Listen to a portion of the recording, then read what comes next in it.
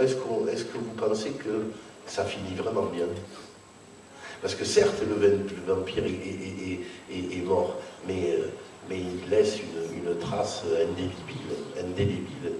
Et je ne pense pas que ça soit une fin. Je pense que là aussi, il y a encore un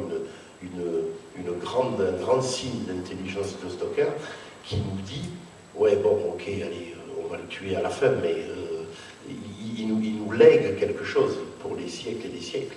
C'est-à-dire qu'il nous lègue la réflexion en nous disant, est-ce qu'on n'est peut-être pas toujours le vampire de quelqu'un? Est-ce que vous pensez que ce mythe, qui est un mythe profondément intellectuel, les vampires, ça n'existe pas, tout le monde le sait, sauf dans les légendes et les trucs, c'est un mythe intellectuel.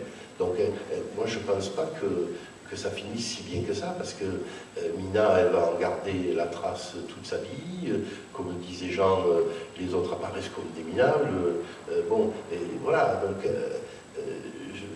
je pense que ça finit pas si bien que ça, parce que Stoker a l'air de nous dire, bon, s'il faut pour bouger une société, ce genre de personnage, bon, mais faisons-le, bon, voilà. Voilà.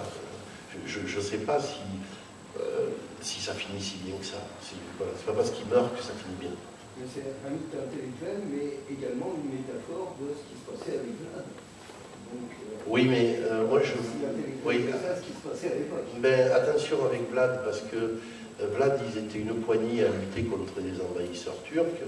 Alors, il ne s'agit pas de stigmatiser les uns ou les autres, mais ça, ce sont des faits historiques. Et qu'il n'avait rien trouvé de mieux que d'empaler tous ses adversaires pour leur faire peur, et ça a marché. Bon. Et les gars, ils ont dit, voilà, lui, il n'était peut-être pas aussi fondamentalement terrible qu'on peut l'imaginer. Et puis, c'était il y a 5 siècles.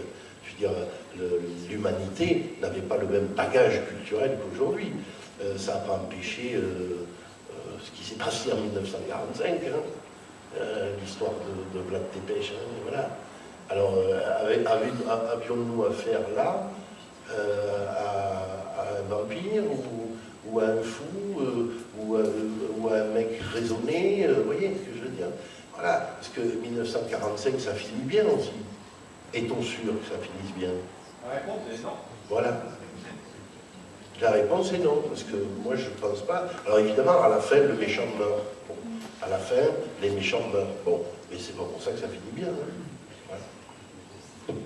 Je dirais même pour sortir du cadre strict du personnage de Dracula, moi j'étais un petit peu comme vous, je désespérais de la littérature vampirique contemporaine, parce qu'à longueur de page, on nous disait que les vampires étaient de braves types, et qu'à la fin de chaque roman, finalement, tout se passait bien, il y avait un happy end.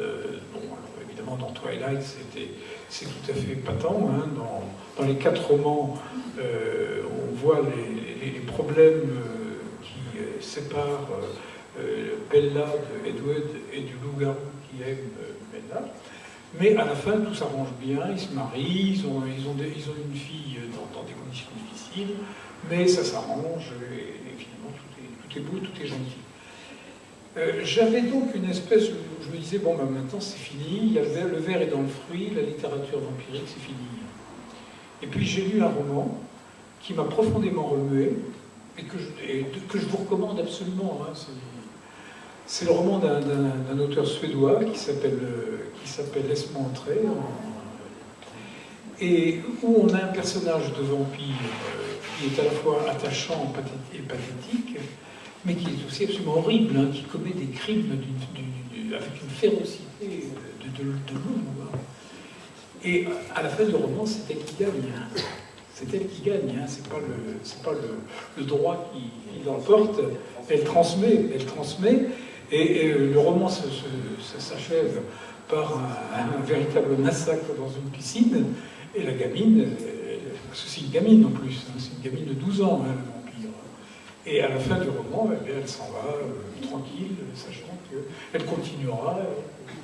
Donc c'est une note totalement différente de la tendance actuelle qui était à la béatification du vampire. Et donc, ça me laisse un petit espoir quant à l'avenir des vampires en littérature.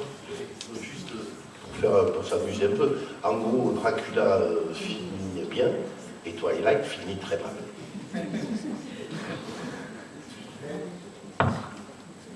On va faire une dernière question parce qu'après on va être pris par le temps.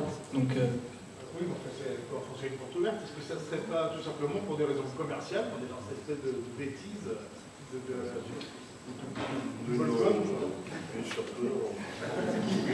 Soyons pas naïfs. Non, mais c'est-à-dire qu'il y a beaucoup de choses. donc je remercie beaucoup nos intervenants d'avoir donc participé à cette table ronde. On va donc très prochainement laisser la place à Simon Saneudjas et Gwen Dubourg-Toumieux qui vont finalement relater leur voyage sur les traces de Dracula, à la fois en Transylvanie et en Angleterre, sachant que le résultat de leur voyage, c'est le livre La poursuite de Dracula qu'ils peuvent vous dédicacer et qui est en vente à la boutique. On va leur laisser présenter finalement leur voyage et ce qui a donné lieu à ce livre. Donc d'ici à 5 minutes, le temps de se préparer techniquement.